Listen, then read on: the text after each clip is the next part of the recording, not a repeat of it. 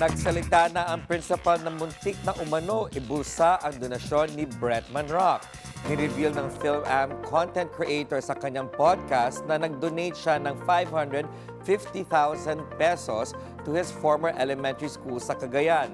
Pero marami raw sa mga faculty members ang hindi aware sa naging donasyon. Kaya nag-reach out daw ang kampo ni Bretman sa kanyang pinsan na isa rin guro sa paaralan.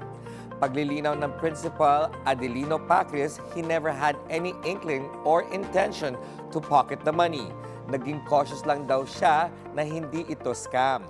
Kaya nang pagtanggap siya ng release and agreement document, humingi muna raw siya ng payo sa abogado.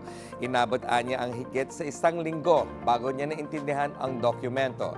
Ipinaalam na daw niya ang donation sa faculty pero he chose not to publicize it yet habang dinidiscuss pa kung ano at saan project gagamitin ang pondo.